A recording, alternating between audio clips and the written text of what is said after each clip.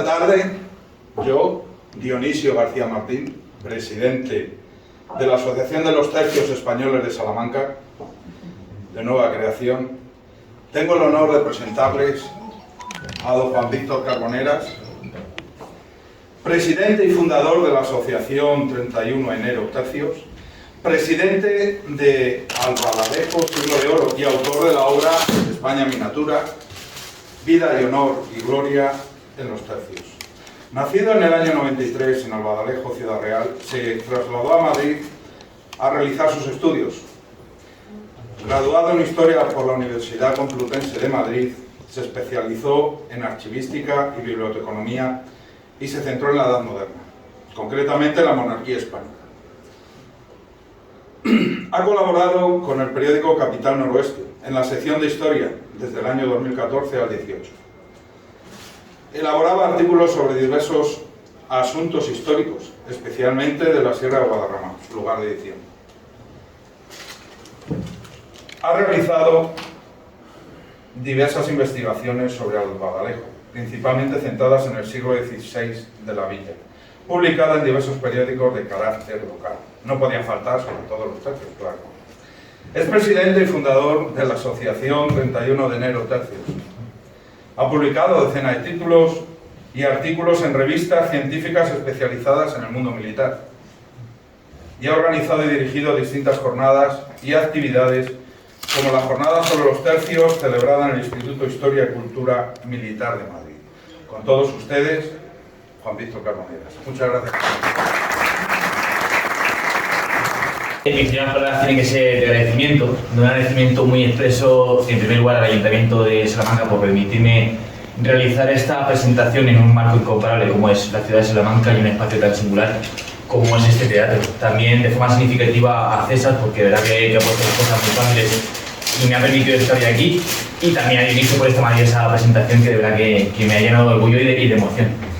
Bueno, hoy les vengo a hablar de mi libro, pero cuando hablo de mi libro lo hago de una forma pragmática. Me gusta hablar de los tercios y me gusta dar a conocer a los tercios como fueron, como hombres de su tiempo.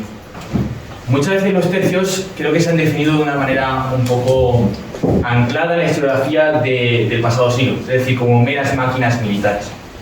Pero yo en mi investigación de archivo y sobre todo mi publicación, no solamente con el libro, sino con otro tipo de publicaciones, lo que busco es analizar a los soldados de los tercios como hombres de su tiempo, como hombres anclados en una determinada memoria y una determinada forma de actuar que está situada cronológicamente en la Edad Moderna. Y para hacer esta presentación, primero quiero hablarles de qué son los tercios. Los tercios tenemos que definirlos como unidades de encuadramiento que tuvo la infantería de la monarquía hispánica durante los siglos XVI y siglo XVII. Podemos decir que su trayectoria va desde la década de los años 30 del siglo XVI hasta 1704, cuando se reforman ya en regimientos. Recordarles además que defendieron los intereses que tenía la monarquía hispánica en ese momento, especialmente en Europa, lógicamente, con Flandes, el conflicto flamenco del cual hablaremos posteriormente, los territorios italianos y el norte de África, que muchas veces de gran parte olvidados. Y tenemos que advertirles también una circunstancia, y es que los tercios están compuestos por un número variable de compañías. Muchas veces de forma teórica se nos decía que los tercios estaban compuestos por 12 compañías, pero en la práctica no era así. En la práctica había tercios con 16, con 11, con 7, con 5, con 24, dependiendo de las circunstancias y el momento. Y también hablaremos sobre eso ahora posteriormente. Y recordarles además que los tercios componían una parte minoritaria de todo el ejército plurinacional que tenía la monarquía hispánica en ese momento. Recordarles además que nunca llegaron a representar, por ejemplo, más del 15 o 18%, por ejemplo, los territorios flamencos, y que realmente se integran dentro de este mundo que es tan complejo. Y es un mundo tan complejo que nace en España, con esa frase tan prodigiosa que nos dejaron estos soldados a finales del siglo XVI de España Miniatura, Italia Mi Ventura y Flandes Mi Sepultura, que va a ser, digamos, el eje temático que vamos a seguir esta tarde. Y vamos a analizar la vida de los soldados de los tercios desde que nacen hasta que mueren. Y lógicamente nacen aquí, nacen en España, esos soldados que van a ser protagonistas de grandes gestas y de muchas veces de grandes calamidades, de las cuales hablaremos también. ¿Y cómo era nacer en este momento? ¿Cómo era nacer en la España de la Edad Moderna? Pues realmente la niñez en este tiempo era una época muy compleja. Y sobre todo se motivaba por dos motivos. Porque carecía de importancia, y esto se debía especialmente, en primer lugar, a la altísima tasa de mortalidad. Para que nos hagamos una idea, el 50% de los niños no superaba el primer año de vida. Imagínense cómo podían ser las circunstancias. Y en segundo lugar, es que existe también un deseo importante de una incorporación a la milicia o a cualquier oficio, para sobre todo facilitar a la familia un sueldo con el cual también subsistir. Es muy curioso, por ejemplo, el caso de Alonso de Contreras, que es un soldado madrileño de más o menos el siglo XVII, que él empezó como jugador de un platero y luego, bueno, al final acabó sirviendo en múltiples escenarios y en múltiples, digamos, diatribas, pero empezó de esa manera. Y también nos habla mucho de cómo era la juventud. Pero es cierto que también vemos como los jóvenes de edad muy temprana van a adquirir un interés muy fuerte por la milicia. Y esto se puede ver también de dos maneras principales. En primer lugar, tenemos un montón de relaciones, especialmente del Castillo de Milán, que nos hablan de los soldados. Y nos hacen relaciones de que muchos de ellos tenían 14, 15, 16 años y ya han sentado plaza como soldados. Algunas veces también como pajes, es decir, como ayudantes de soldados, pero la gran mayoría de las ocasiones lo hacen como soldados, como picas secas o como alcabuceros, dependiendo del dinero que tuvieran. Y también hablaremos sobre eso posteriormente. Y también contarles un suceso que también quizás pertenece más al mundo de la leyenda, pero que también nos refleja un hecho importante.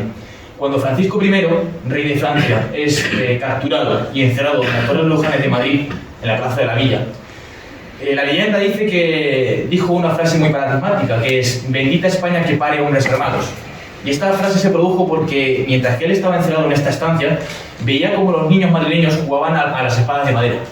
Y veía también, y sobre todo reflejaba, cómo ese mundo militar estaba también tan intrínseco en la sociedad, en esa sociedad de la edad moderna que es tan compleja. Sea, como les decía anteriormente, los jóvenes van a adquirir un interés por la milicia de forma muy temprana y van a alistarse, y lo van a hacer de forma voluntaria. Los tercios se nutrían por compañías compuestas por soldados voluntarios, al menos hasta mediados del siglo XVII. Y el alistamiento era francamente muy sencillo. Todo comenzaba cuando el rey necesitaba hombres. El rey necesitaba hombres y por tanto nombraba a una serie de capitanes que iban a determinadas zonas del distrito para reclutar a soldados. Entonces, estos capitanes además eran acompañados por un abanderado, un alférez, que portaba la bandera, también el tambor y un pífano, que ya saben que es como una especie de flauta muy aguda. Entonces, la bandera se colocaba siempre en estancias públicas, por ejemplo en mesones o en lugares que tenía preparado el propio concejo, la propia villa, y era el momento en el que se reclutaban los soldados. Tocaban los instrumentos y ahí se sabía que se estaban reclutando soldados. Entonces, aquella persona que estaba interesada acudía a estos lugares y apuntaba su nombre. Es curioso también porque vemos muchas muestras de estos soldados como apuntan su nombre y por la parte trasera se deja también una descripción física de ellos. Y también hablaremos sobre eso posteriormente, que también hay cosas muy curiosas sobre esto. Pero bueno, ya tenemos al soldado reclutado. Tenemos al soldado integrado dentro de una compañía. Y vamos a hablar sobre su mentalidad. Creo que esto también nos va a servir para, digamos, adentrarnos en este mundo tan complejo que es la edad moderna. Una mentalidad que, digamos, tiene una serie de ejes fundamentales o una serie de patas que sustentan todo el eje mental. En primer lugar estaba Dios. Dios estaba por encima de todo y por encima de todos. Dios ordenaba las criaturas, se dormía gracias a Dios, se vivía gracias a Dios, se obtenían victorias gracias a Dios y se perdían batallas por un castigo divino. Entonces, la relación de soldado con Dios es total y constante. Y también hablaremos sobre los modos que tiene el soldado de conectarse con Dios. Por otro lado, también tenemos al rey, otra pata fundamental. El rey que se relaciona también con un concepto que también se ha analizado muy bien por la historiografía cultural, que son los dos cuerpos del rey. Para aquel momento, la sociedad de ese tiempo entendía que el rey tenía dos cuerpos. Un cuerpo triunfante, que se relacionaba con la monarquía como institución, es decir, como esa monarquía garante de una serie de libertades, una serie de derechos. Y luego estaba el cuerpo físico, que se materializaba en el monarca de turno, en Carlos V, Felipe II, Felipe III, Felipe IV o Carlos II, que van a ser los reyes, digamos, que van a tener los soldados de los tercios. Otro eje fundamental es la nación. La nación que también se ha definido de una forma muchas veces extraña, pero que también juega un papel fundamental.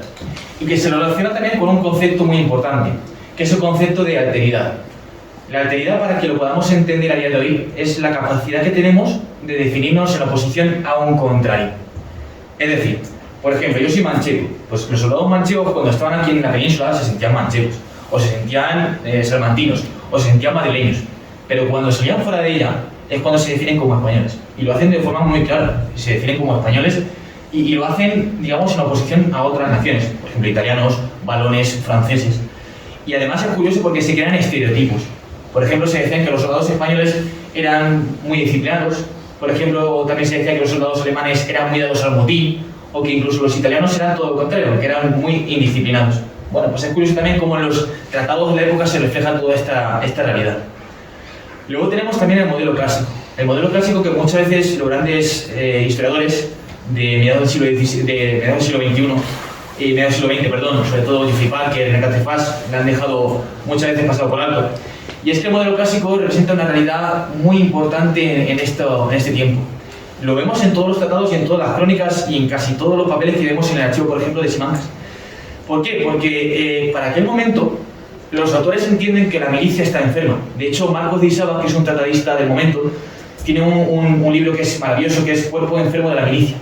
Y se refiere bueno, pues que la milicia tiene muchas cosas que mejorar. Y para mejorarlas tiene que buscar el ejemplo clásico. Figuras como Julio César, como Augusto, como Alejandro Magno, es decir, ejemplos de la antigüedad clásica que sirvan a esos soldados para orientar su futuro. Y luego también tenemos un concepto fundamental, que es el honor y la honra, que muchas veces en este momento, en 2022, somos incapaces de definir, o lo analizamos de una forma un poco extraña. La honra para este momento es la participación individual en los ideales máximos considerados por la sociedad. Quiero decir, el soldado, por meramente ser soldado, ganaba su honra, o aumentaba su honra porque participaba en la defensa de Dios, que es el ideal máximo, y la defensa del rey, además de la defensa de la nación. Por eso hacía que realmente esa mentalidad fuera tan importante para el soldado, y sobre todo esa honra que auspiciaba toda su vida, es decir, desde sus momentos más cotidianos hasta el momento de la batalla. Y una vez entendido todo esto, vamos a analizar un eje también fundamental de la vida del soldado. El soldado se recluta y se marcha a los diferentes puertos que tenía España en ese momento como eje de salida, especialmente Cartagena, Valencia, Barcelona y ya en menor medida también Cádiz o Sevilla. Pero claro, para que un soldado, por ejemplo, de aquí de Salamanca llegara hasta estos puntos, tenía que alojarse. Y para nuestra mentalidad también y nuestra forma de ver el ejército a día de hoy es también, bueno, pues un cambio muy importante. Porque el alojamiento se hacía con los civiles. Los civiles estaban alojados o estaban obligados a alojar a los soldados. Y esto se conocía como cargo de aposento, por el cual los civiles tenían que entregar además a los soldados una serie de víveres, pues especialmente sal, vinagre, cama, sábanas, aceite, bueno, pues una serie de víveres que eran indispensables para el soldado y para su día a día. Y que además tenemos que relacionarnos con que los soldados en este momento vivían en camarada. Camarada es una palabra que viene del latín, o mejor dicho, del italiano camareta, que se refiere a, bueno, pues aquellos soldados que compartían una misma vivienda. En este momento, por ejemplo, se alojaban los soldados de forma conjunta, 4, 6, 8, 10 o 12 soldados que compartían sus desdichas y sus buenaventuranzas. Y que es muy curioso como esos camaradas van a ser una pieza fundamental dentro de su vida, o de su día a día, mejor dicho, y cómo durante su día a día van a sentir que van a ser protegidos por ellos. Y también hablaremos sobre eso posteriormente. Sobre el alojamiento se ha tratado por la historiografía muchas veces de una forma muy somera, muy reducida. Y siempre se ha analizado como un enfrentamiento entre la población civil y los soldados, y que es cierto que existía. Y se producía por varios motivos. También tenemos que entender un poco en el contexto en el que nos hallamos. En primer lugar, porque la llegada de soldados a una vivienda suponía la ruptura de la realidad cotidiana de una familia. Es decir, si yo soy labrador, a lo mejor mañana no pudiera sembrar trigo porque tengo a los soldados. Bueno, pues esa ruptura de la realidad cotidiana suponía también verdaderos problemas. En segundo lugar, por la necesidad. Una necesidad que está intrínseca, que no solamente afecta a la familia, sino que también afecta al soldado. Y en tercer lugar también, por una cuestión también que es francamente muy importante, y es cómo los soldados eran vistos por aquellas personas que veían a los forasteros de una forma extraña. Yo que soy de pueblo, la gente que viene de fuera incluso todavía es vista como un poco con recelo. Pues imagínense lo que puede suponer en el siglo XVI, donde los movimientos de población son muy reducidos. Bueno, pues por ello se producen enfrentamientos, y enfrentamientos que son muy duros, por ejemplo, en pueblos como Baeza, que está en Jaén y que sufrió como la llegada de una compañía rapta a una doncella, una mujer muy importante del lugar, la raptan, la violan y la asesinan. Pero ¿qué es lo que ocurre? Que la justicia no paraba ante nada. Y cogieron entonces en ese momento la justicia ordinaria, cogieron al sargento de esa unidad y al alcalde y despedazaron sus cuerpos y lo repartieron por diferentes campos. Bueno, estamos hablando de que la edad moderna es una edad podemos decir, violenta. y un mundo violento que está intrínseco, como les decía, desde el primer momento.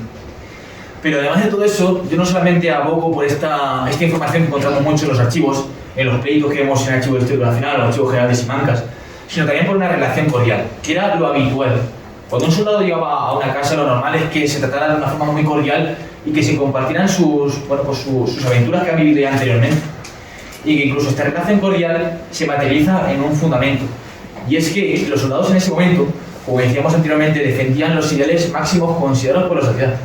La defensa de Dios y la defensa de la nación y la defensa del rey constituían, sin embargo, también un eje fundamental dentro de la población civil, y entendían que ese soldado iba a sufrir tanto también en el futuro que tenían que protegerlo y, por supuesto, ayudarle en todo lo que pudiera. Es decir, esa virtud militar de la Edad Media, de ese siglo XV, ese siglo XIV, que está tan vigente, por ejemplo, incluso la muerte de Pedro I en Montiel, sigue vigente en este siglo XVI, sigue vigente en este siglo XVII también. Y una vez hemos visto los alojamientos, tenemos que marcharnos ya, y lo hacemos en las galeras. Lo hacemos en el Mediterráneo porque es el punto de salida que tenían en ese momento los soldados, y lo hacen con el navío típico de ese momento, que es la galera. La vida en una galera era pues un continuo sufrimiento. Un continuo sufrimiento que se auspiciaba especialmente con un motivo, y es que las galeras eran lugares de hacinamiento, porque no solamente en ellas se reunían los soldados, sino que también había marineros, había forzados, había esclavos, había capitanes, había bolas. Bueno, pues todo un crisol de gente que hacían que un metro cuadrado de una galera fuera un auténtico tesoro. Y verdaderamente el sufrimiento del soldado es continuo y frecuente. Además tenemos que decir que la alimentación en esta galera, y prácticamente en toda la vida del soldado, se basaba especialmente en el bizcocho. El bizcocho es una especie de pan a medio fermentar, doblemente cocido, que se hace de esta manera para una mejor conservación y que se acompañaba con lo que se podía, especialmente en las rutas marítimas con el queso, porque además permitía una cuestión fundamental, y es que no se calentaba, es decir, ya se producía directamente y se podía consumir. Y luego, además, también se hacían grandes perolas, con grandes cocidos, grandes legumbres, que se compartían por el resto de los soldados. Y se acompañaba algunas veces con carne o pescado, que normalmente era ensalazón para una mejor conservación. Y donde el vino no podía faltar. El vino, que se consumía de una forma muy importante, más o menos para que se hagan una idea, un soldado podía consumir entre 1,5 litros y 2 litros de vino, porque aportaba ese déficit calórico que muchas veces era necesario. Y que no solamente era consumido por los soldados, sino por los niños, por los mayores, por las mujeres, por todo el mundo consumía vino. Y esto se nos refleja muy bien en las pinturas tan importantes, por ejemplo, de Diego de Velázquez. ¿Cómo era la vida en estas galeras? Pues digamos que tenía dos etapas. Una primera etapa que iba con los rayos de luz, es decir, que comenzaba con el alba y llegaba hasta la noche, donde los soldados se encargaban de una actividad fundamental, que era la vigilancia. La vigilancia para evitar la llegada de turcos, de beriscos, de piratas, de cualquier tipo de gentes que hacían que el mar Mediterráneo fuera un mar complejo y que fuera un mar muchas veces infectado de peligros. Y además de todo eso, pues lógicamente los marineros, los forzados y los esclavos hacían que esa navegación o que esa galera llegara a su punto de llegada. Esa, digamos, que es la actividad fundamental. Pero ¿qué pasaba? Cuando llegaba la noche todo esto se frenaba en seco y llegaba el momento del ocio. El ocio que lo vemos especialmente, por ejemplo, en autores, por ejemplo, como Martín de Gluz, que nos hablan de cómo en las galeras jugaban a las cartas y a los dados, pese a las prohibiciones existentes. También se encargaban de conversar entre ellos, de compartir todo lo que han vivido anteriormente, de forzar esos lazos de camaradería tan importantes para la vida del soldado. También, por ejemplo, hay actividades muy curiosas, por ejemplo, la pelea de gallos, que también era frecuente. O, por ejemplo, quien sabía nadar, que no eran demasiados, se dedicaban también a practicar el nado durante la noche, que también nos ha quedado varios relatos sobre ello. Y llegamos a Italia, si les parece. Italia lo hacemos porque es el nudo central de la monarquía hispánica, la llave que, digamos, va a convertir a la monarquía hispánica en pionera en muchos aspectos. Una Italia que ya saben que estaba dividida en diferentes territorios, donde la monarquía hispánica estaba especialmente en varios. En el norte la Lombardía, en el sur Nápoles, no nos podemos olvidar tampoco de Sicilia, Cerdeña, y algo que también se suele olvidar, que son los presidios de Piombino y demás que están en la Toscana, que muchas veces también se olvidan, pero que también pertenecían al rey de España. Y cuando llegamos a Italia, el soldado normalmente se va a nutrir de las armas que va a aportar durante un tiempo, o durante al menos su primera campaña.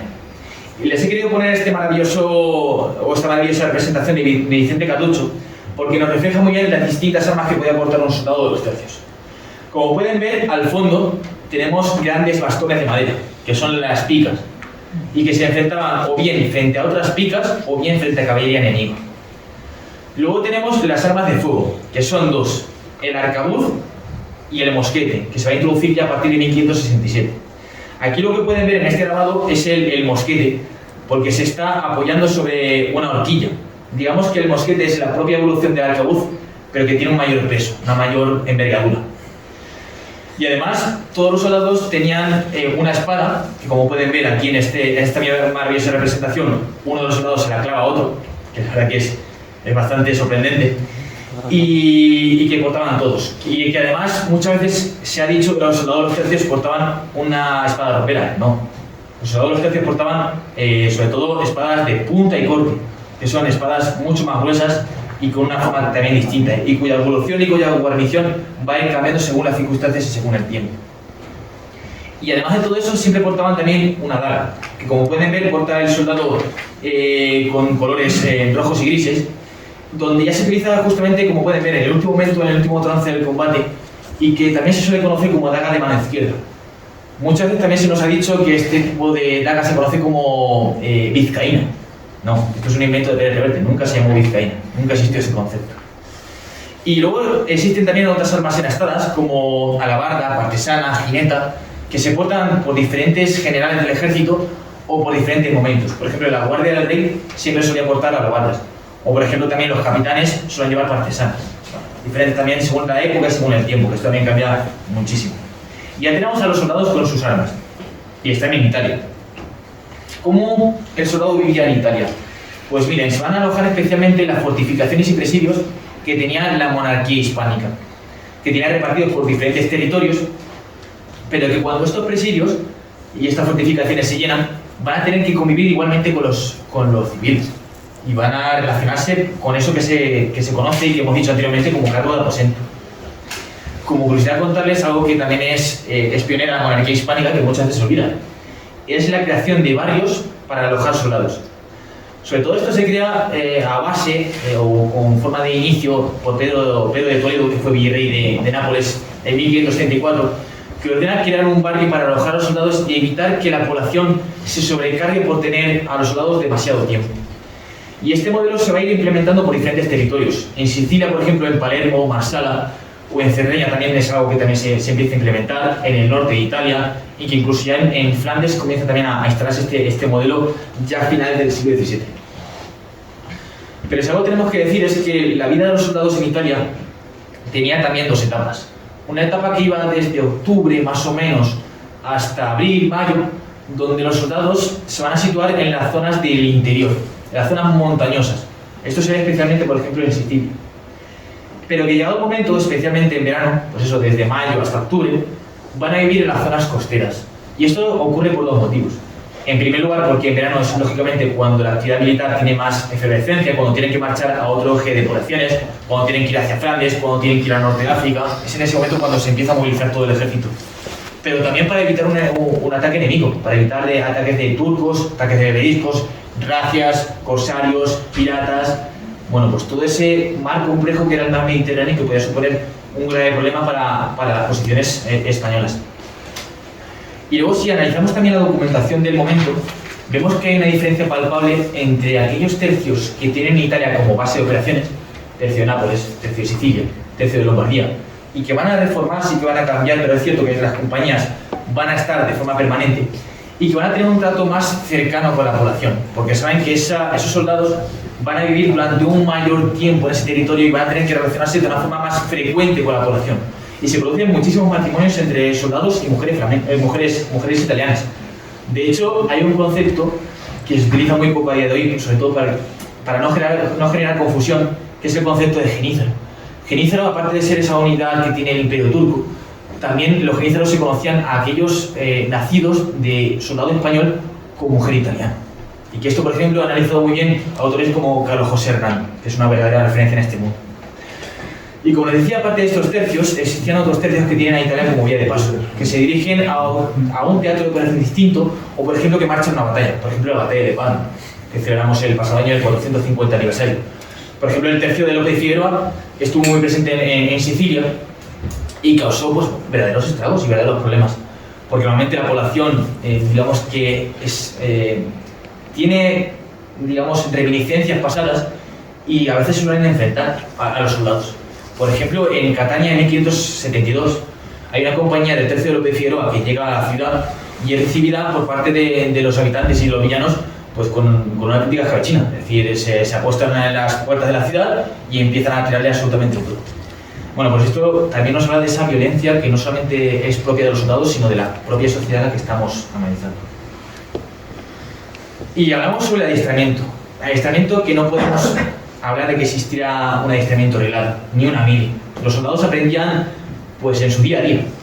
Pero es cierto que podemos analizar en los diferentes tratados que tenemos cómo los capitanes de ese momento, cómo los capitanes de cada compañía se encargaban de que los soldados aprendieran. Y lo hacían de dos maneras. En primer lugar, haciendo que los soldados hicieran guardias en las fortificaciones, en los presidios, y que les servía sobre todo también para llevar su arma.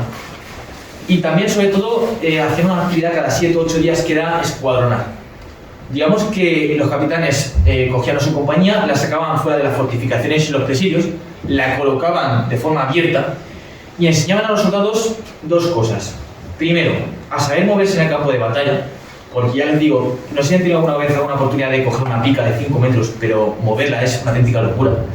Pues sobre todo aprendían a eso, a movilizarse. Y en segundo lugar, también aprendían los toques del tambor y el pífano, que iban a marcar el orden de la batalla. Y cada nación va a tener un determinado toque según las circunstancias. Eso es algo que van a aprender muchísimo también en estos días previos o en estos momentos antes de lanzarse al ataque, de lanzarse al momento final. Y bueno, una vez analizado esta práctica, vamos a hablar también de un eje fundamental, que fue el Camino Español. Tenemos que analizar que no solamente los soldados se marchaban hacia Flandes, sino que también combatían en el norte de África, combatían en Italia, combatían en el Golfo del Lepanto, o que cuando, por ejemplo, saltó el conflicto flamenco, del cual hablaremos también posteriormente, no solamente marchaban por lo que conocemos como Camino Español, sino que también lo hacían por mar. Pero ¿qué es lo que ocurre? Cuando estalla el conflicto flamenco en 1567, hay un problema. Y el problema es muy claro. Hay que llevar soldados de España a Flandes, pero no se puede hacer por mar, porque tenemos a franceses e ingleses hostigando constantemente las naves españolas. Y se obtiene como resultado algo que ya se venía planeando anteriormente por ejemplo, el cardenal Grampela, que es un camino que transitaba desde Milán hasta la zona de, bueno, pues Bruselas especialmente, y lo hacía recorriendo estos 1200 kilómetros andando y atravesando diferentes territorios según los intereses y según las posiciones que tenía la monarquía hispánica en cada momento. Esto, claro, esto es una verdadera proeza logística, porque no solamente nos tenemos que imaginar a los soldados, a esos 10.000 soldados que, por ejemplo, llevaba el duque de Alba en 1567, sino que se acompañaban, como pueden ver, con un mar de gentes, con mujeres, con niños, con lavaderas, con prostitutas, con zapateros, con zapadores. Para que se hagan una idea, el duque de Alba sale de Milán con 10.000 soldados, pero con otras 8.000 bocas a las que alimentar. Es decir, yo muchas veces me pongo en la piel de este mundo y imagino abriendo la puerta de mi casa y encontrándome a 18.000 personas. O sea, esto nos puede hablar también de la complejidad que podía suponer en ese momento habituallar a esta gente. Porque para que se hagan una idea, digamos que el Camino Español estaba muy bien establecido y muy bien, fragmentado. Más o menos era un sistema muy similar al que vemos hoy con el tema de las rutas en bici, por ejemplo el Tour de Francia. Cuando se preveía realizar el viaje, se establecían una serie de etapas que tenían que recorrerse según unos determinados días. Entonces, los oficiales se adelantaban al ejército, iban a las ciudades y determinaban qué víveres iban a abastecer a los soldados. Esto favorecía dos cosas. En primer lugar, que no hubiera conflicto con la población civil, porque tenía que abastecerlo y que ya estaba pactado, ya estaba pagado ese tránsito. Y luego, por otro lado, también facilitaba una cosa, y es que los soldados no tuvieran la necesidad de realmente hacer eso de que llamamos la picaresca española, de robar o hacer cualquier tipo de esta cuestión. Entonces facilitaba mucho ese tránsito. Y verdaderamente el Camino Español fue una proeza en ese sentido, es decir, de abastecer ejército completo durante tantísimo tiempo. Para que se hagan una idea, el camino español cambió su ruta según, como le decía, las circunstancias. El primero transitaba por Milán, subía por el Piemonte, pasaba por Saboya, se dirigía al Franco Condado, pasaba por Lorena, Luxemburgo, Namur y Bruselas. Pero que luego, por ejemplo, cuando pasa ya en 1634 el cardenal Infante, que pueden ver aquí representado por Peter Snayers, lo hace ya por Alemania con otra determinada organización. Lo que le quiero decir al final también que el camino español es producto de la monarquía hispánica y de su éxito.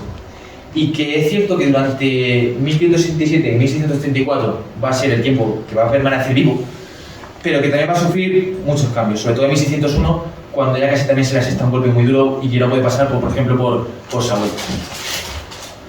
Y llegamos a Flandes. Llegamos a Flandes después de haber recorrido 1200 kilómetros, de haber pasado varias decenas de días.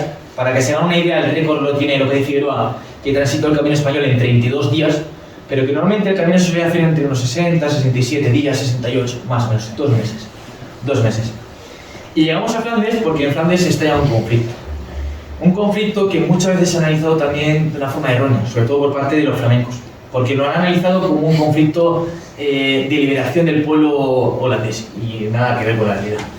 El conflicto de Flandes estalla por varios motivos. En primer lugar, por un conflicto religioso, por el desarrollo del calvinismo radical, que viene a irradiar especialmente a partir de 1566 con la furia iconoclasta. Además de este conflicto religioso, hay un conflicto político.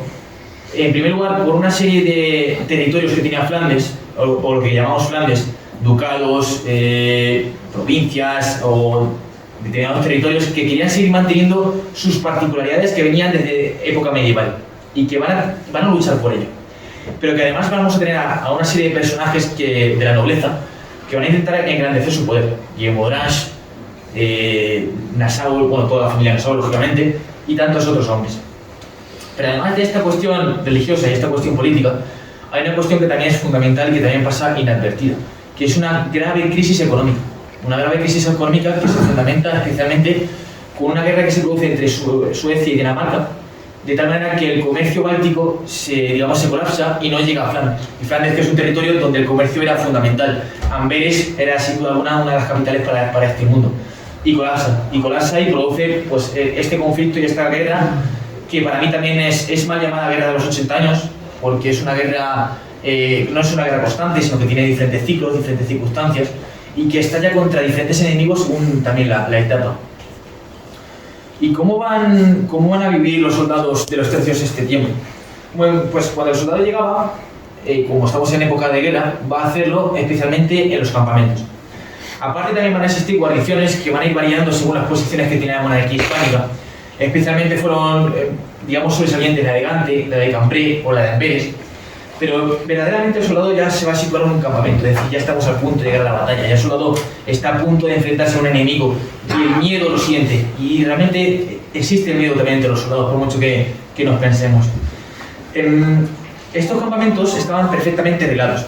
Yo sobre ello he hecho una investigación bastante exhaustiva y podemos decir que estaban divididos en 3 partes. Una plaza de armas que, como pueden ver, en esta maravillosa representación de Cornelis Wall del sitio de Ostende, está representada especialmente. Una plaza de armas donde se situaban los soldados en caso de sonar la alarma y era el lugar donde se formaban. Luego tenemos otra parte para los vivanderos y para la capilla, de los cuales hablaré posteriormente. Pero para que se hagan una idea, los vivanderos eran aquellos tenderos que acompañaban al ejército y que proveían a los soldados de una serie de víveres que no le abastecía el ejército. Por ejemplo, aquí en la parte inferior de esta maravillosa representación tienen, por ejemplo, a carniceros. O, por ejemplo, a una mujer que está vendiendo productos manufacturados. Y aparte de todo ello, tenemos un lugar para la tienda de los soldados, que tiene además una determinada organización. Siempre se ponía en la cabecera la tienda de los alfereces. ¿Por qué? Porque en caso de sonar la alarma, el alférez era el que portaba la bandera. Entonces se colocaba en la plaza de armas y el resto de la compañía sabía dónde situarse. Luego venían todas las tiendas de los soldados, que su estructura y su organización pues, va a ir variando según las posibilidades que tenía el soldado, y que también va a convivir con sus camaradas en este tiempo. Cuando un soldado llegaba, situaba su tienda, y mientras que, por ejemplo, uno de los camaradas se ocupaba de hacer fuego, otro se ocupaba de, por ejemplo, recoger leña, otro se encargaba de hacer la comida. Bueno, pues cada uno hacía una función y compartían pues, su día a día. Y luego además se establecía un sistema de guardia. un sistema de guardia que el campamento tenía y que era muy importante. Digamos que en cada campamento había un cuerpo de guardia que se situaba en la plaza de armas, otro cuerpo de guardia que se situaba en la vanguardia del campamento, del punto de entrada, y otro en la retaguardia, que era el punto de salida también del campamento. Entonces, en estos cuerpos de guardia se vigilaba cualquier avistamiento enemigo o cualquier problema que pudiera surgir en el campamento. Además de todo eso, el campamento se fortificaba, se ponían pues, una serie de empalizadas, una serie de carros para evitar la llegada de un ejército enemigo, y alrededor de él se ponían dos centinelas que estaban a 30 pasos del campamento. Y además de estos centinelas, se ponía otro centinela más, que se conocía muchas veces como centinela perdido, que estaba solo, y que yo muchas veces me pongo en su piel. Yo es que escucharía un ruido a las 4 de la mañana y llamaría a la alarma como fuera. Que eso también, la verdad, que tiene que ser un momento duro para el soldado. Y eso va a ser el día a día del soldado, va a ser esa circunstancia que va a vivir durante tantísimo tiempo. Pero si algo tenemos que ver también, y que fue pionera la monarquía hispánica, fue en la asistencia sanitaria. Y lo vamos a hacer en primer lugar adentrándonos en esa mentalidad que podía sentirse en ese momento. Porque se podía enfermar por varios motivos. En primer lugar, se podía enfermar por un castigo divino. Es decir, Dios castigaba a sus criaturas, enfermabas, y la mejor manera de sanar esta circunstancia era rezar. En segundo lugar, tenemos también una relación con la condición astrológica. Es decir, pertenecer a un determinado signo te hacía proclive a una determinada enfermedad. Yo, por ejemplo, soy de signo cáncer, y cáncer se decía mucho que enfermaban por la garganta. Entonces, cuando esta persona enfermaba, buscaba la sanación de la garganta, da igual de lo que enfermara, porque se entendía que enfermaba de eso. Y luego, en tercer lugar, también tenemos la teoría de los humores. La teoría de los humores que viene de época muy anterior, con Galeno, y que es muy curiosa. Para aquel momento se entendía que cada persona tenía un humor distinto, y había 4.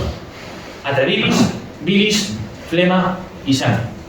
Y además, eso se combinaba con un determinado temperamento. Como pueden ver, les he dejado un cuadro que relacionaba también el temperamento con las cualidades, con condiciones, y que en ese momento, en cuanto este esquema que estamos viendo aquí se rompía, o se entendía que se rompía, era cuando se enfermaba. Y la mejor manera de sanar esta circunstancia era practicar flebotomías, es decir, la extracción continua y variada de la sangre. Que la verdad es que muchas veces se ven casos súper curiosos de este mundo donde se practican flebotomías y aún así se salvan. Yo, por ejemplo, tengo un caso muy curioso que documenté en el Archivo General de Simancas. Es un soldado español que se encuentran 10 soldados alemanes y que se lo encuentran tirado en el mar, tirado justamente en una de las dunas que dan en la ciudad de Amberes, en el río Escalda, y se lo encuentran con 27 heridas mortales. Entre ellas, por ejemplo, un arcabuzazo, un mosquetazo también, o incluso también le atraviesa una pica por una de las piernas. Y se lo encuentran con el cuerpo que se dice engangrenado, es decir, se nos dice que el cuerpo estaba auténticamente morado, completo, pero aún así el soldado vive. Y sabemos esta historia porque el soldado, cuando llega al campamento, la verdad que sus compañeros lo reciben como un auténtico héroe. E incluso el rey, Felipe II, en ese momento, hace algo que no era nada frecuente, y es dejar una pensión a su viuda y a su hijo. Y es un hecho muy paradigmático que también se puede investigar, incluso todo el pleito de cómo Felipe II concede esta cuestión y cómo el soldado aguanta así 2 días más y acaba falleciendo. Este soldado que se conocía, se llamaba Diego Montes y era segoviano. Y luego también tenemos otra cuestión que también obedece a la cuestión mental, que es creer que se enferma por patógenos externos, que es, bueno, pues, es nuestra realidad en el día de hoy, pero que ya se empieza a extender a mediados del siglo XVII, y ya también se empieza a creer en todo ello. Pero claro, en los tercios, ¿cómo era la sanidad? Pues había 3 figuras fundamentales. Había un médico por cada tercio, un cirujano por cada tercio y un barbero por cada compañía. Es decir, cuando un soldado, por ejemplo, caía herido en combate, cuando era atravesado por una pica o cuando sufría un arcabuzazo, el primero que le atendía era su compañero que estaba al lado, su camarada. Pero luego rápidamente llegaba el barbero, que no solamente se encargaba de cortar los cabellos, sino que también cumplía una función fundamental, que era abrir heridas, cerrar heridas, abrir incisiones, bueno, cosas muy sencillitas y muy fáciles que se puede hacer. Pero cuando ya la situación era compleja, ya se llevaban a los soldados al cirujano o al médico, que ya se encargaban de hacer cualquier tipo de cirugía, pues practicar cualquier tipo de incisión que se pudiera producir, o también la amputación de miembros, que también era algo muy frecuente. Pero si algo también fue pionera la monarquía hispánica, fue en la creación de hospitales reales. Hospitales que tenían al ejército de forma permanente y hacia donde se llevaban los soldados. Por ejemplo, fue muy importante el Hospital de Marinas. El Hospital de Marinas, que lo crea Margarita de Austria, pero que luego fue reformado por Alejandro Farnesio, y fue un edificio francamente espectacular. Tenía cinco partes o 5 edificios y más o menos podía albergar unos 400 soldados. Entonces, conservamos también relaciones de cómo era este hospital, y se nos habla mucho de que, por ejemplo, era prácticamente un avance tecnológico frecuente, y que hombres como, por ejemplo, Dionisio da Flachacón, que es un cirujano que se conoce muy poco, dieron grandísimos avances en este tiempo y en esta situación, que también la verdad que es necesario de descubrir. Pero si también fue importante la asistencia sanitaria, también la asistencia religiosa. La asistencia religiosa, que era vital para la vida del soldado. Porque el soldado, tenemos que tener en cuenta que tenía una idea providencial.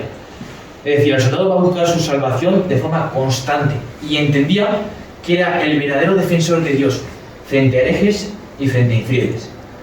Esa labor de asistencia sanitaria se la ofrecía al soldado el capellán, que había uno por cada compañía y que se encargaba de oficiar los sacramentos. Pues, por ejemplo, oficiar misa todos los domingos y los días festivos. Además, los lunes se solía oficiar una misa para aquellos compañeros que habían fallecido. Y además se encargaba, pues eso, de proteger al soldado y de buscar su salvación. También señalarles que hasta finales del siglo XVI, podemos decirlo, se van a encargar de hacer los testamentos de los soldados. Y cuando, por ejemplo, vamos a Simancas, la gran mayoría de los testamentos están firmados por ellos. Pero cuando ya entran los jesuitas, digamos que ese mundo cambia y ya empiezan a ser capitanes y ser otras personas los que se encargan de hacer estos testamentos. Y además se encargaban también de una función fundamental, y es que antes de cada batalla se encargaban de no solamente dar una absolución general para todos los soldados buscando su salvación, sino también, implorar el ánimo de los soldados, infligir ese ánimo que le va a exaltar frente a los enemigos, haciéndoles entender que que estaban haciendo una misión divina y que estaban ahí para defender a la fe católica y al rey. Y que además todo esto se relaciona con el catolicismo, que ya viene reformado en Trento y que también es muy importante, con la búsqueda de la intercesión de la Virgen, que esto se puede ver muy bien en las banderas de los capitanes. Ya sabemos que cada capitán tenía su propia bandera y que se configuraba a su gusto, y muchas veces se utilizaban las imágenes de las vírgenes. E incluso fíjense, cuando los soldados se amotinaban, que también se produce de forma frecuente, rompían las banderas de sus capitanes y se hacían una nueva bandera. Esa nueva bandera solía portar siempre o imágenes de Jesucristo o imágenes de la Virgen. Y que además de la Virgen tenemos al apóstol Santiago como eje vertebrador también de este momento, donde antes de entrar en cada batalla se suele evitar eso de Santiago de ellos, Santiago de Ciudad, Santiago de España. Es algo muy frecuente y muy habitual. Pero también me gusta analizar la relación con el mundo flamenco. ¿Por qué? Porque desde hace un tiempo, por parte de las autoridades flamencas, se viene exaltando esa visión negativa de lo español. Y yo vengo a reivindicar algo totalmente contrario. Es cierto también que existe una relación cordial con los españoles y que se venía estabilizando desde tiempo atrás con un gran eje comercial que no solamente traía productos de Flandes a España, sino que desde España, por ejemplo, se exportaba algo que era muy importante, que era la lana castellana, y se llevaba a Flandes. Además, estas relaciones se ven muy bien en los matrimonios que, como pueden ver, les he puesto grandes generales, como por ejemplo Cristóbal de Mondragón, que se casó con Guillaume Châtelet, Francisco de Verdugo con Dorotea Mansfeld o Francisco Valdés con Madalena Mons. Los matrimonios, digamos que es un hecho paradigmático, porque era una actividad prohibida, o al menos bastante reglamentada por parte de los oficiales, y se buscaba que los soldados no se casaran. Pero en la realidad de la práctica, cuando nos acercamos a los archivos, vemos que no era así. Y por ejemplo se conservan las relaciones de soldados casados con mujeres flamencas de la ciudad de Amberes entre 1627 y 1646, en esos 19 años, se casaron 526 soldados. Una verdadera barbaridad. Una verdadera barbaridad que nos refleja mucho de cómo era la relación también entre los soldados flamencos o los soldados españoles con las mujeres flamencas. Y además también se refleja en un mundo que es el mundo de la festividad. La Semana Santa en Flandes se va a nutrir de un sentir hispano. Van a salir pasos, van a salir flagelantes con el torso ensangrentado, van a salir personajes bíblicos. Bueno, esto se ve sobre todo también incluso en ciudades, por ejemplo, hoy como Furnes, o incluso en Bruselas, que de hoy, si por ejemplo pueden visitar Bruselas Jueves Santo, pueden ver estas representaciones y que también reflejan ese mundo. Además, les he querido poner esta maravillosa representación de Denis van Alsos, que nos refleja muy bien a una festividad, que es la fiesta de Nuestra Señora del Bosque, que se celebraba en Bruselas, y que, como pueden ver, se representa todo el mar o todo el crisol de la sociedad flamenca de ese momento, donde además en la parte superior derecha pueden ver una compañía de arcabuceros con la bandera de la escuadra urbana, es decir, pertenecía al ejército de la monarquía hispánica.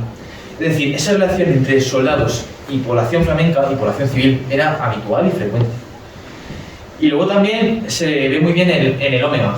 El Omegang es una festividad que a día de hoy se sigue celebrando en Bruselas y que recuerda el paso de Felipe II junto a Carlos para conocer también esos territorios flamencos. Y que fue muy importante, donde se relacionaban, pues, como les decía, los diferentes gremios, la población civil, los militares, y que también los soldados de los tercios estaban muy presentes. Les he querido poner este de 1615, me falta el mes, que es el 31 de julio, porque digamos que fue muy importante porque en ellos estuvieron Isabel Clara Eugenia y el archiduque Alberto, que eran gobernadores en ese momento de Flandes, pero que además los flamencos le tenían muchísimo cariño. Y se refleja en muchos tratados este homenaje, porque se dice que Isabel Clara Eugenia estaba muy cerca de la población, que tiraron muchos disparos, tiraron muchas salvas, recordando esta festividad. Pero si algo fueron los soldados, los tercios fueron soldados, nunca mejor dicho. Y vamos a hablar sobre las batallas. Lo vamos a hacer también como una parte más de esta vida que estamos analizando. Pero sí que me gusta analizarles las batallas como algo distinto a lo que vemos en el cine. ¿Por qué? Porque las batallas a campo abierto son una excepción. Casi nunca se producen. Y no se producen por dos motivos. En primer lugar, por el desarrollo de la fortificación avalorizada o de traza italiana que desarrolló Geoffrey Parker en 1970, ese concepto historiográfico, que son, digamos, fortificaciones que permiten a una población defenderse de una forma mucho más sencilla, haciendo que los asedios se prolongaran durante muchísimo tiempo y, sobre todo, haciendo que, en este contexto que estamos analizando en Flandes, aquello fuera un pozo de dinero y un pozo de hombres, porque eran constantes. Es decir, para que nos hagamos una idea, por ejemplo, el asedio de Ostende duró 3 años, de 1600 a 1603. O, por ejemplo, el asedio de Amberes, de 1585, duró 7 meses. Bueno, pues imagínense la dureza de la vida también de los soldados en este tiempo, en esos asedios. Y cuando se produce siempre una batalla de campo abierto, se produce siempre con una paradigmática. Y es un ejército de socorro que viene a ayudar a esa plaza, a ese sitio que está siendo sitiado, nunca mejor dicho, y que se enfrenta al ejército que está batiendo a las posiciones enemigas. Entonces, esos ejércitos luchan y se produce la batalla de campo abierto. Por ejemplo, la batalla de Rúcula de 1643 se produce por este motivo. La batalla de Pavía de 1625 se produce por este motivo. La batalla de la Zuna, que está aquí muy bien representada, de 1600 se produce por este motivo. Pero claro, cuando un ejército, digamos, se aposta o se sitúa a campo abierto, lo realiza de esta manera que estamos viendo. Como pueden ver, se formaban cuadros de picas. Cuadros de picas que se rodeaban por mangas de arcabuceros y que su disposición va a ir cambiando según las circunstancias del momento. Por eso los tambores y el pífano son tan importantes, porque van a ir marcando cada momento de la batalla. Y realmente pues, tenemos muchísimos ejemplos de escuadrones. Por ejemplo, se habla del escuadrón de gran frente, el escuadrón prolongado, que bueno, pues dependen también de una serie de raíces cuadradas que se hacían y con, digamos, cálculos matemáticos complejos, muy complejos, y que eran los agentes los encargados de hacer este tipo de cuestiones. Y bueno, para que nos hagamos una idea, cuando se producía una batalla de campo abierto se hacía de la siguiente manera. En primer lugar, entraba batiendo la artillería, que es lo que podemos ver aquí representado. Luego entraba en juego la caballería, que se solía acercar a las posiciones enemigas y que entraban en juego normalmente los pistoleros o los arcabuceros a caballo. Y luego chocaba la infantería. Chocaba tanto, por un lado, los mosquetes y los arcabuces que disparaban a una distancia de 150 metros, 200 metros, cuya efectividad podemos decir que podemos poner bastante en duda. Y cuando llegaba el choque final se producía siempre entre picas y picas o picas y caballería. Es ese choque final donde ya el ejército está uno con otro peleando entre sí. Y donde finalmente el gran problema que tenían estas batallas a campo abierto es que suponían la grandísima pérdida humana, es decir, ejércitos que se venían abajo de forma aplastante y que por eso los grandes generales buscaban siempre o realizar asedios positivos o estar seguros de que iban a vencer, porque realmente perder 10.000 soldados o 15.000 soldados era algo también frecuente. Y bueno, en estas batallas llegamos al final. El final que, en primer lugar, me gusta hablar de un final que puede ser de una compañía de un tercio, porque también creo que analizamos a los tercios de una forma un poco extraña. Los soldados de los tercios no tenían un sentimiento de pertenencia a un tercio. No lo tenían porque los tercios se reformaban y su compañía se reformaba de forma constante. Y se reformaban por dos motivos. En primer lugar, por la falta de hombres, que era algo muy frecuente, y cuando se perdían hombres pues era necesario reformar esa unidad y se transformaba en otra, o se unían a otra, o bien por un castigo. Por ejemplo, el duque de Alba de 1567 reforma el tercio de Cerdeña por un castigo, básicamente por indisciplinados. Y es así como se acaban los tercios y surgen unos nuevos, o como se acaba una compañía y surge otra compañía. Pero claro, ¿cómo realmente un soldado podía acabar su vida? Pues lo podía hacer de varias maneras. En primer lugar, con un retiro en una guarnición, que era un retiro dorado, donde el soldado seguía siendo soldado, pero ya digamos que cumplía menos funciones. Por ejemplo, un soldado que estaba en Flandes quería siempre o casi siempre marchar hacia Italia, porque digamos que era un territorio que se parecía mucho a España, era un territorio que además se acercaba mucho a su cultura y a su forma de vivir. Pero realmente el soldado buscaba muchas veces la licencia. La licencia es el documento que permitía al soldado salir del ejército y, digamos, incorporarse a la vida civil. Aunque en la práctica la licencia casi nunca se concedía. No se concedía porque la monarquía hispánica estaba a falta de hombres constantemente. Entonces era un documento prácticamente casi imposible. Pero cuando se conseguía, el soldado se incorporaba a la vida civil. Y una vida civil, digamos, llena de dificultades. Quien tenía suerte, que esos eran contados, obtenían un puesto en la administración. Es decir, pues eran alguaciles o eran escribanos, pero que ya les digo que eran casi nulos. Muchos de los soldados van a acabar en la mendicidad. Esto, por ejemplo, se ve muy bien en los grabados de Jazz Calor que encontramos en la Biblioteca Nacional, y aquí les he querido poner un extracto, donde hay soldados tullidos, enfermos, que están pidiendo en las iglesias, y que es curioso, por ejemplo, también como en la calle Mayor de Madrid se apostaban muchos de ellos buscando, pues eso, que le dieran una limosna, un dinero, recordando que ellos habían servido al rey en Flandes o en Italia y se habían dejado la vida por lo que querían justo. Pero bueno, llegaba el momento muchas veces de la muerte. La muerte que pueda sorprender en cualquier momento al soldado. Y que podemos decir que para la mentalidad del soldado podía existir tres mundos después de después de la vida. En primer lugar, el cielo, donde el alma contemplaba a Dios y donde se alcanzaba la salvación. Luego tenemos otro lado para el infierno, que era el mal y donde se encontraba todo el pecado. Pero luego encontramos el purgatorio. El purgatorio, que digamos es un estadio intermedio que se refiere en todos los testamentos de los soldados. Y se refieren porque los soldados dejan dichas muchísimas misas y muchísimas limosnas para buscar que su estancia en el purgatorio fuera lo más pequeña posible, para alcanzar la salvación y alcanzar la divinidad lo antes posible, que es así como se refiere a la documentación. Y sí que me gustaría traerles un nuevo estudio. Esta documentación la extraje, es totalmente exclusiva, la tengo aquí por primera vez. Es una documentación que extraje del Archivo General de Simancas, la sección de Estado, el pasado mes, y que nos refiere o nos habla de algo importantísimo. Cuando nos acercamos a los archivos, hay algo que llama poderosamente la atención. Y es que no nos quedan relaciones de los soldados. Vemos unidades de compañía, pero no sabemos ni cómo son los soldados ni cómo nada. Entonces yo traigo aquí un estudio innovador. Innovador por un motivo, y es que he conseguido encontrar un espacio donde vemos al nombre de los soldados, descripción física de los soldados y el origen de dónde son. Les he traído los soldados de aquí, los soldados salmantinos. Por un lado tienen a Miguel Hernández, que dice que es hijo de Pedro, que es natural de Salamanca, y que además se dice que es pequeño, y que, por si esto fuera poco, tiene una señal debajo del ojo derecho. Bueno, pues probablemente tiene una herida y un recuerdo de esta circunstancia. Esto es una relación que se hace en 1598 en la ciudad de Cambrai. Cambrai, que en ese momento pertenecía a la monarquía hispánica, pertenecía en ese momento al conglomerado de Flandes, y que además también tenía un compañero, que era Juan de la Sierra, que también era hijo de Pedro. No sabemos si eran hermanos, que era algo posible, a pesar de que los apellidos no coincidan. Probablemente no. Pero que también dice que es de Salamanca. En este caso dice que su estatura es de mediano y que además tiene un piquete encima de la ceja izquierda. Bueno, pues esto nos habla también de cómo podrían ser los soldados. Y incluso en esta misma relación hay algo que también nos puede chocar mucho para nuestra mentalidad.